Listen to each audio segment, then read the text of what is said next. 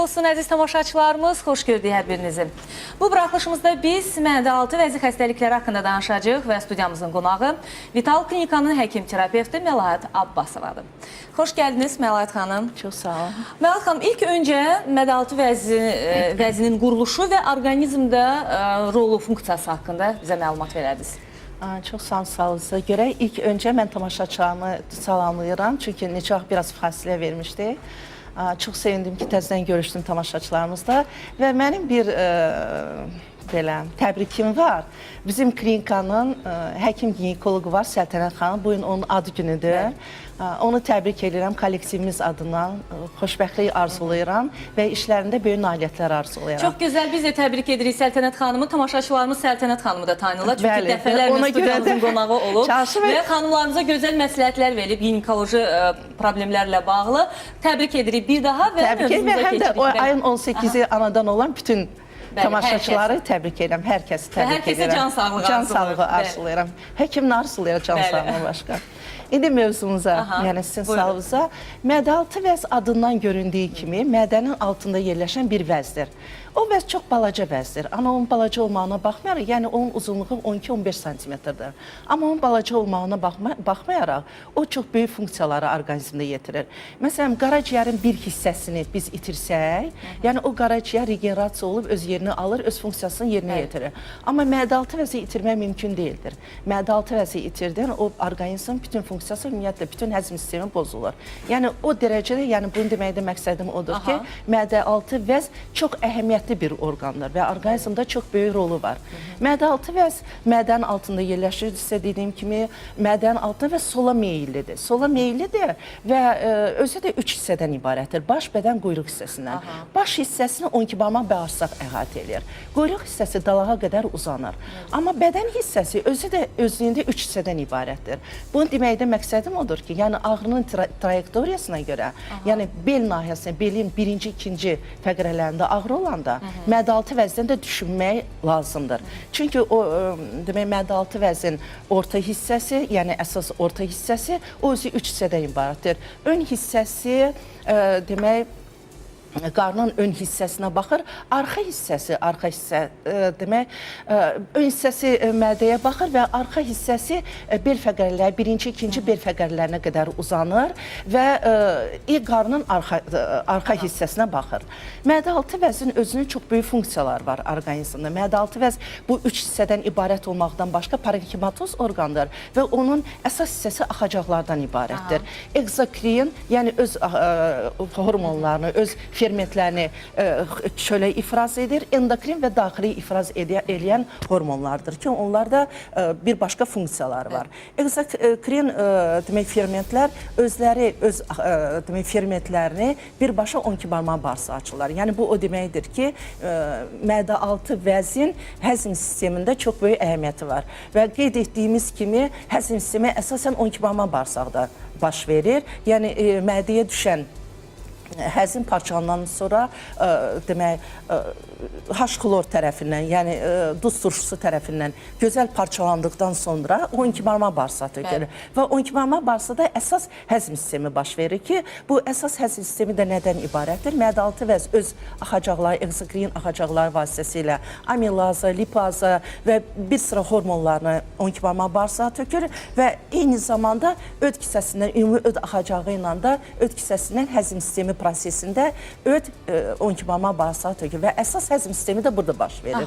12 barmaq bağırsaqda, yəni nazik bağırsağının yuxarı hissəsində. Bundan sonra parçalanan fermentlərin vasitəsilə parçalanan qida məhsulları nazik bağırsağa ötürülür və oradan da yorğun bağırsağa ötürülür. Yəni mədə-altı vəzin, bunu söyləməkdə fikrim odur ki, yəni mədə-altı vəzin əhəmiyyətini buradan başa düşmək lazımdır ki, çox böyük əhəmiyyətli bir orqandır. Bu prosesdən, yəni belə başa düşdük ki, balaca, kiçik olmağına baxmayaraq çox böyük funksiyalar yerinə yetirir. Xüsusən də həzm sistemində çox önəmli bir yer tutur. Təsəvvür edin ki, mədə-altı vəzin fermentləri yoxdur. Yəni mədə-altı vəzin fermentləri əsasən yağları, zülalları və karbohidratları parçalayır. İndi təsəvvür edin ki, bunun fermenti 12 barmaq bağırsağa tökülmür.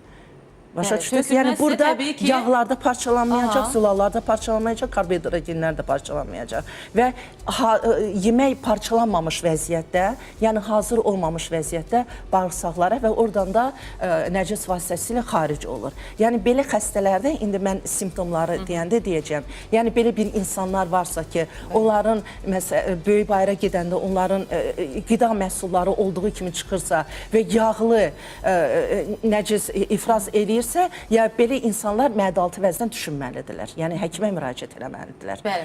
Yəqin ki, belə deyək, mədə-altı vəzdə problem olarsa, dediyiniz kimi bu cür problemlər meydana gəlir və digər orqanlara da öz fəsadını törədir. Bu haqda biz birazdan danışacağıq. Çox mu rast gəlinir mədə-altı vəzi xəstəliklərinə və Məlahət xanım, yəni bu xəstəliklərdə, mədə-altı vəzi xəstəliyində ağrı nədən yaranır? Bilirsiniz, mədə-altı vəz xəstəliyi özünün xəstəliyi bəlkə də az olur. Yəni birincili pankreatit xəstəliyi, yəni mədə-altı vəzin iltihabı xəstəliyi pankreatitlər deyilir. Yəni mədə-altı vəzin iltihabı xəstəliyidir. Yəni pankreatitlər birincili çox az təsadüf olunur. Çox vaxt ikincili təsadüf olunur. Nə üçün? Çünki mədə-bağırsaq sistemində olan bir sıra xəstəliklər vardır ki, onlar mədə-altı vəz xəstəliyinə gətirib çıxarır. Yəni birincili o xəstəliklərdir. Yəni həkimin taktikası burada çox önəmlidir. Yəni həkimə müraciət etmək çox önəmlidir. Nəyə görə? Ola bilər ki, insan pankreatit əlamətləri ilə, yəni pankreatitin indi deyəcəm hansı əlamətləri, o əlamətlərlə həkimə müraciət edir, amma onun özəl bir xəstəliyi olar, o xəstəlik pankreatitə gətirib çıxarır. Həmin özəl xəstəlik müalicə olundan sonra heç pankreatit, yəni mədə-altı vəzi müalicəsinə heç ehtiyac qalmır. Çünki o əlamətlər gedəndən sonra, o xəstəlik götürüləndən sonra mədə-altı vəz öz funksiyasını bərpa eləyir. Amma baxmayaraq, yəni kəskin pankreatit olanda, kəskin pankreatiti müalicə olunmayanda, o xroniki pankreatitə keçəndə artıq mədə-altı vəzin bəzi toxumaları fibrozlaşır. Bəzi toxumaları öz fəaliyyətini itirir və qorxulu budur. Yəni xəstəlik kəskin olanda həkimə müraciət edib bunu müalicə etmək lazımdır. Və siz dediyiniz kimi, yəni çox mu rast gəlinir? Bəli, çox rast gəlinir. Yəni bu axır vaxtlar daha çox rast gəlinir. Bağırsaqlarda köklə, epikastal nahiyədə ağrılanan, kəmərvari ağrılanan çox müraciət edənlər olur. Və bu xəstəliyə gətirib çıxaranlar, indi mən söyləyəcəm həmin xəstəlikləri. Qoy kimdə bu xəstəliklər varsa, həkimə müraciət eləsinlər. İlk növbədə pankreatitə gətirib çıxardan mədə-bağırsaq sisteminin xəstəlikləridir. Burada mədə xoraları var, duodenitləri var, 12 barmaq bağırsaq xoraları var, 12 barmaq bağırsaq iltihabı xəstəliyi var, nazik bağırsaq iltihabı xəstəliyi var, askaridoz xəstəliyi, invaziya xəstəlikləri, lambiya, askarida ikincili olaraq pankreatitə gətirib çıxarar. Bəzi dərman preparatları var, antibiotiklər, sulfonamidlər, furasemid dərman preparatıdır, estrogenlər var, yəni qadınlar bunları çox qəbul edirlər. Yəni bu dərman preparatları vardır ki, bu dərman preparatları da mədə-altı vəzdə bəzi fəsadlar yaratmağa gətirib çıxarlar. Ən çox bu mədə-altı vəzi xəstəliklərinə ən çox alkoqol da təsir edir. Yəni alkoqol qəbul edənlər varsa, yəni bunlar yaxşı qulaq assınlar.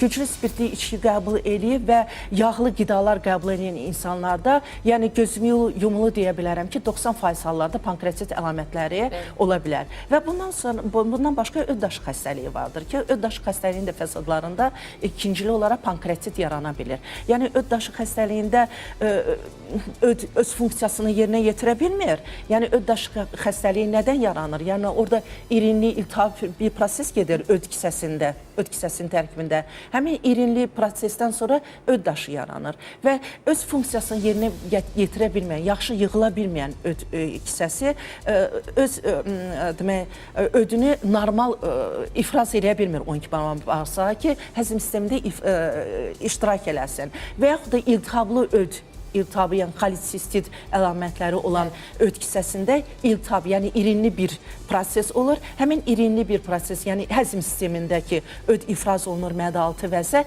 həmin irinli öd, yəni həmin irin axacaqlar vasitəsilə mədə-altı vəzə keçir və mədə-altı vəzin ikincilik xəstəliyini gətirib çıxarır. Və burada nəyə önəm vermək lazım? Birinci növbədə birincili olan xəstəlikləri müalicə eləmək lazımdır, yuxarıda qeyd etdiyim xəstəliklər. İkinci olaraq pankreatiti müalicə eləmək lazımdır. Amma pankreatitin özündə ilkin xəstəliyi təsadüf oluna bilər. Qeyd elədim ki, çoxlu spirtli içki qəbul edən insanlarda birincili pankreatit əlamətləri ola bilər. Tamaşaçılarımızın nəzərinə çatdırım ki, biz mədə-altı vəzi xəstəlikləri haqqında danışırıq. Studiyamızın qonağı isə Vital Klinikanın həkim terapevti Məlahət Abbasovadır. Studiya nömrəmiz 562-16-48-dir və tamaşaçımız var. Alo. Alo. Buyurun, Natəvan xanım, eşidirik sizi. Alo, salam aleyküm. Salamlayıram oradakiləri. Sabahınız xeyir olsun. Allah köməyiniz olsun. Mən 3 gündür xəstəyəm. Qızdırmam düşmür, 38-dir. Mədə altı vəzi, ödüm, qaraciyərim. Birinci ödüm göynədi qaraciyərimlə.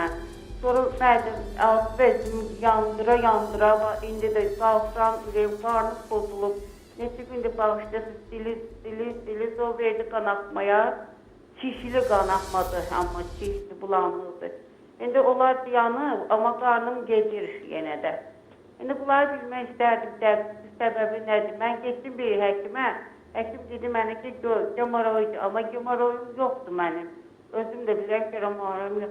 Amma həkim deyir ki, gemoroiddir. Buna görə əziyyət çəkirəm. 3 gündür qızdırmam düşmür, 38 yarım.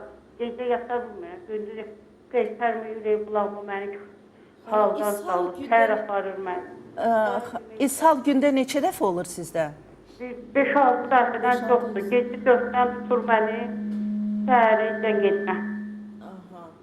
Burada çox xanımın Təşəkkür şikayəti, edirik çox sağ Natəvan xanım xanım. Zəngülsə görə. Xanımın şikayətlərindən çox mən elə mədə-altı vəzən düşündüm də. Yəni o qanın gəlməyi artıq bağırsağın bir sıra əlamətlərini irəli gəldi. Yəni ola bilər. Yəni mən həkimin dediyinə bir söz demirəm. Yəni babasil ola bilsin ki, xanımda var. Amma yenə də babasil də olsa, burada ishal varsa, yəni dediyi temperatur qızdırması varsa xəstənin və bir sıra gördünüzsə, yəni epikastral nahiyəsində ağrı var, ağzında acılıq gəlir, yandırır məni. Bu əlamətlər müalicə olunmasa, yəni babasili eləməyin heç bir mənası yoxdur. Babasili müalicə eləməyin, o elə bil ki, onun fəsadı kimidir. Burada birinci xəstəlik var. Burada mədə-bağırsaq sistemində, burada mədədə də reflüks var. Yəni mədənin ola bilər ki, mədənin xorası olsun, onqibama bağırsağın xorası olsun və burada prosesi xanımın dediyindən belə başa düşdüm ki, artıq mədə-altı vəzdə bu prosesə qoşulubdur. Yəni ilk növbədə mədə-bağırsaq sistemi müalicə olunmalıdır. Bundan sonra artıq ikinci bir xəstəlik kimi... Yəni, siz biraz öncə qeyd elədiniz ki, ümumiyyətlə, mədə-bağırsaq sistemində problem varsa, öddə problem varsa, hətta qaraciyərdə ola bilər problem varsa, bunların hamısı öz, belə deyək, fəsadını elə mədə-altı vəzdə tapır. Bu problemlər varsa, yəqin ki, mədə-altı vəzdə problem var, yəni. Bəli, mədə-altı vəzdə, yəni 100% deyil ki, mədə-altı vəzdə tapsın, amma ki, bu artıq bu xəstəliklər mədə-altı vəzdə fəsad kimi özünü göstərə bilər. Yəni, xanımda artıq fəsadlaşmış haldır. Çünki onun şikayətlərindən belə məlum oldu ki, fəsadlaşmış.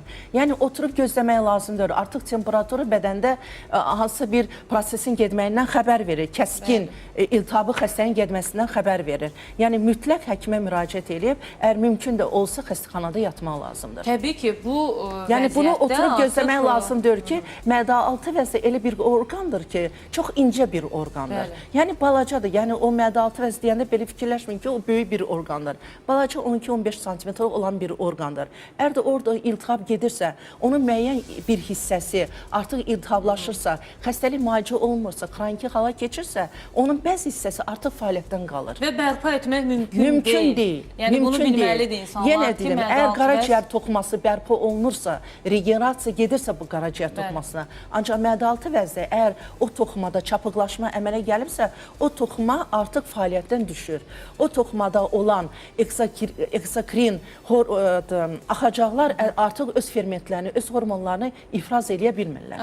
Məlahət xanım, yeri gəlmişkən, gəlin elə mədə-altı vəzi xəstəliklərində, yəni ağırlaşmalar olarsa özünü necə biruzə verəcək, bu haqda danışaq.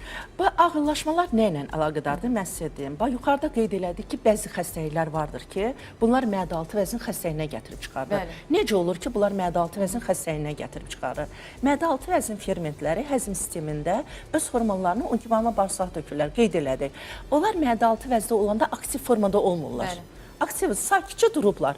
Amma qida qəbulundan sonra beyinə siqnal gedir. Həmin öz hormonlar öz axacaqlar vasitəsilə, ümumi öd axacağı vasitəsilə hamısı gəlib 12 barmaq bağırsağa tökülürlər.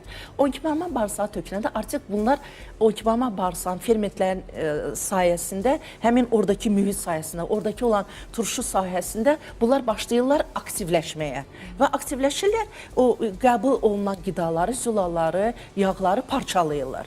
Amma indi təsəvvür edin ki, mədə-altı vəzdə nə baş verir?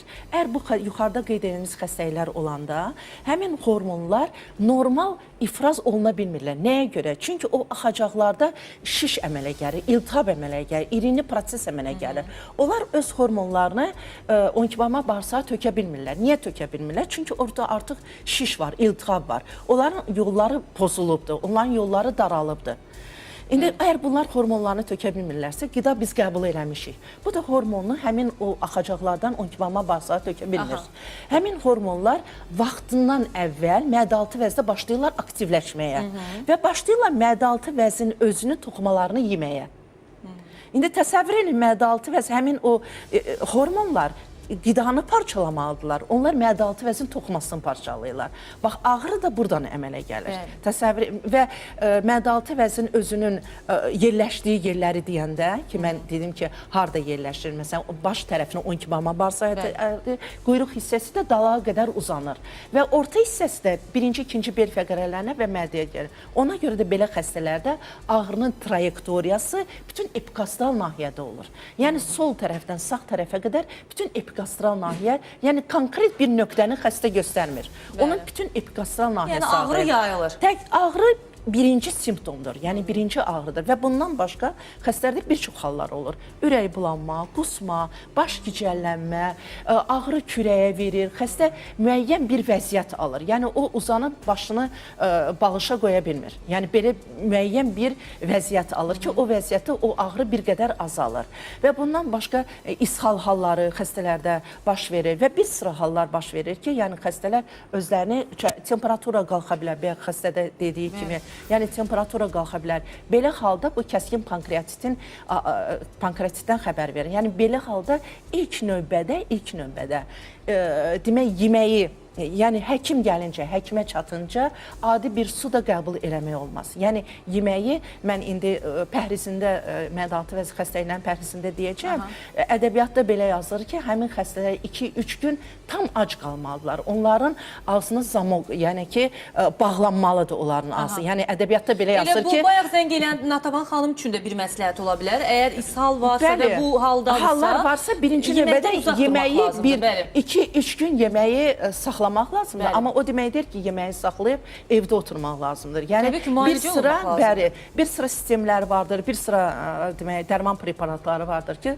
o dərman preparatları xəstənin bədəninə yeridilməlidir. O da xəstəxana şəraitində. Yəni ev şəraitində olmaz. O da xəstəxana şəraitində. Yəni ağrının trayektoriyası ən birinci simptom qeyd elədim ki, ağrıdır. Ya ağrı ilə də bağlı yuxarıda qeyd elədiyimiz əlamətlər kimdə varsa, yəni onlar mütləq həkimə müraciət etsin və yaxud da ümumiyyətlə mədə-bağırsaq sistemində, yəni ağrı elə bir şeydir ki, yəni hər bir ağrı hansısa bir xəstəlikdən xəbər verir. Yəni ağrı ilkin simptomdur. Onu ağrı kəsicilərlə onu elə bil ki, o simptomu öldürmək lazım deyildir. Yəni hər bir ağrı hansısa bir xəstəliyin ilkin simptomu kimi əvvəl ağrı asta başlayır, sonra güclənir. Yəni asta vaxtında həkimə müraciət edəndə böyük bir fəsadın qabağını almış oluruq. Çünki ağrı olur, sonra ola bilər müvəqqəti kəsir, ancaq sonra başlayanda daha şiddətli. Çünki orada yəqin ki, o hansı xəstəlikdirsə progressivləşir, inkişaf edir və daha mədə-altı vəzdə belə bir orqandır ki, belə bir orqandır. Orada kəskin iltihab bir proses baş verirsə,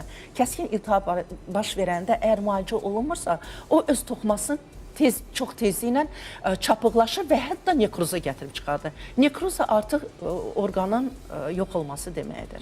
Yəni bu çox ağır fəsaddır. Yəni belə halda xəstə öz həyatını itirə bilər. Və mədə-altı vəzi xəstəlikləri şəkər xəstəliyi ilə əlaqəsi. Mən bayaq qeyd eləmədim, yəni bu sualı gözləyirdim sizdən. Demək, mədə-altı vəzinin hormonları, fermentləri dedim ki, həzm prosesi vaxtı öz fermentlərini 12 barmaq bağırsağa ifraz edirlər. Amma bundan başqa mədə-altı vəzdə, yəni quyruq hissəsində Langerhans adacıqları var. Yəni həmin adacıqlarda insulin hormonu yerləşir və o insulin hormonu mədə-altı vəzdə bəhrələnməyinə baxmayaraq, yəni mədə-altı öz hormonunu birbaşa qana ifraz edir. Həmin insulin hormonu da orqanizmdə karbohidrat gen mübadiləsini və ümumiyyətlə şəkəri regulə edir. Yəni mədə-altı vəz həm də ona görə çox vacib bir orqandır ki, əgər Langerhans adacıqlarında hansısa bir iltihab proses, hansısa bir problem baş verərsə, insulin hormonu ifraz olunmaya bilər. İnsulin hormonunun qabağı alına bilər və həmin insulin hormonunun qabağını almağı şəkərli diabetin, şəkərin yəni tənzimləməyə bilər və karbohidrogenlər, artıq şəkər karbohidrogen şəklində qaraciyərdə yatır. Əgər insulin hormonu ifraz olunmursa, yəni həmin şəkər parçalanmır və şəkərin birdən-birə 300-ə, 400-ə, 500-ə qalxıb xəstəni koma halına sala bilər. Məlahət xanım, o zaman belə nəticəyə gəlmək olarmı ki, şəkər xəstəliyi elə mədə-altı vəzin funksiyasının pozulmasından irəli gəlir? Mədə-altı vəzin funksiyasının pozulmasından, yəni mən bu sizin fikrinizdə tam razıyam. Və bəzi endokrin, yəni mədə-altı vəz endokrin xəstəliyi sayıldığına görə, bəzi endokrin halları vardır ki, onlar da şəkərli diabetə gətirib çıxara bilər. Amma mədə-altı vəz burada çox böyük əhəmiyyəti var. Şəkərli diabet olan xəstələrdə, yəni mütləq, yəni həkimə müraciət edəndə, onlar insulin hormonunu mütləq yoxlamalıdırlar ki, görsünlər mədə-altı vəzin fəaliyyəti nə dərəcədə yəni aktualdır. Əgər insulin hormonu ifraz olunursa, demək mədə-altı vəzdə az da olsa, yəni ümid yaranır ki, yəni bunu müalicə eləyib şəkəri bədəndə regulə eləmək olar. Yəni hər şəkərin qalxmanı şəkərli diabet xəstəliyi saymamaq olar. Çünki bunu ola bilər ki, bu mədə-altı vəzin xəstəlidir. Yəni bu şəkərli diabet kimi qəbul eləməmək olar. Olar. Yəni ki, ən azından belə deyək, mədə-altı vəzdə bir patologiya varsa, artıq bu xəstədə şəkərli diabet xəstəliyinə tutulmaq riski var. Bəli. Və ona görə əgər doğrudan da şəkərli diabet də çox təhlükəli bir xəstəlikdir. Buna yaxalanmamaq üçün elə bir öncədən vaxtında müalicə olunmasa, yəni şəkər qanda normadan artıq qalxsa, yəni bu xəstənin koma və itirməyinə gətirib çıxara bilər. Yəni bu insulin hormonu orqanizmdə çox vacib orqandır. Əgər mədə-altı vəz yoxlanırsa, yəni o insulin hormonu ifraz olunmursa, Langerhans adacıqlarında hansısa bir problem varsa, biri ilk növbədə müalicə olunur. Artıq əgər müalicə olunmursa, süni şəkildə həm mədə-altı vəzin fermentlərini ki, o ferment balansı həzm sistemində yəni iştirak eləsin, həm də ki, insulin hormonu orqanizmə yeridilməlidir. Məlahət xanım, bizim vaxtımız artıq yəni sonlara doğru gedir, ancaq vaxtımız var. Mən istərdim müayinələr, hansı müayinələr lazımdır? Mədə-altı vəzindən şikayət, ümumiyyətlə mədə-bağırsaq sistemindən şikayət olan insanlar ilk növbədə ultrasəs müayinəsindən keçməlidir. Yəni mədə-altı vəzin vəziyyətinə baxmasa. Amma xəstənin ilkin dövrlərində mədə-altı vəzdə o dərəcədə də belə bir dəyişiklik olmur. Artıq elə bir vəziyyətə gəlir ki, yəni hormonlar mədə-altı vəzi elə bir vəziyyətə gətirir ki, ultrasəs müayinəsində nəsə görürsən. Amma baxmayaraq ultrasəs müayinəsi olunmalıdır və bir sıra qan analizləri vardır ki, yəni biokimyəvi analizləri vardır, yəni qanda amilaza, sididə diastaza, amilaza, yəni bunlar lipaza yoxlanılmalıdır ki, yəni mədə-altı vəz öz hormonunu, öz fermentini ifraz eləyə bilir ya eləmir. Yəni bunun müalicədə əhəmiyyəti vardır ki, əgər ifraz elə bilmirsə, biz parental, yəni xaricdən biz onu orqanizmə daxil eləyə bilir. Yəni bu yəni həm ultrasəs müayinəsi, həm də laborator müayinələr biokimyəvi laborator müayinələr, ondan başqa qastroskopiya olmalıdır, endoskopiya olmalıdır, mədə 12 barmaq bağırsağın vəziyyətinə baxılmalıdır. Ola bilər, orada xoraq xəstəliyi ola bilər, qastrit xəstəliyi ola bilər. Yəni səbəb tapılmalıdır. Bəli, bir sıra xəstəliklər vardır ki, onlar qastroskopiya, mədə-bağırsaq sistemi ümumiyyətlə rentgen müayinəsi olunmalıdır. Yəni bir sıra müayinələr vardır ki, bu müayinələrdən keçib artıq ortaq məxrəcə gəlib müalicə təyin olmalıdır xəstəyə. Çünki dəqiq diaqnoz lazımdır. Dəqiq diaqnoz üçün də bütün bu müayinələrdən keçmək lazımdır və mədə-bağırsaq sistemini ümumiyyətlə və burada indi bu dəqiqə hal-hazırda biz mədə-altı vəzdən danışdığımıza görə pəhriz önəmlidir. Qısaca pəhriz haqqında yəni buna toxuna, birdən vaxtımız qutarar, buna toxuna bilmərik. Yəni pəhriz önəmlidir bu xəstələrdə. Çox önəmlidir. Yəni bu xəstələr indi müalicə olunduqdan sonra, yəni o aclıq məsələsi həll olunandan sonra onlar gündə 5-6 dəfə az porsiyalarla qida qəbul eləməlidir. Bəzi qida maddələri vardır ki, o qida maddələrini qida rasionundan tamam çıxarmalıdırlar. O qida maddələrin adını çəkim. Vaxtımız çox azdır, yoxdur Məlahət xanım. Təşəkkür edirəm. Gələn dəfə. Oldu, inşallah. Çox sağ olun əziz tamaşaçılarımız. Bax belə vaxtımız sona çatdı. Sağ olun, sağlıqla qalın.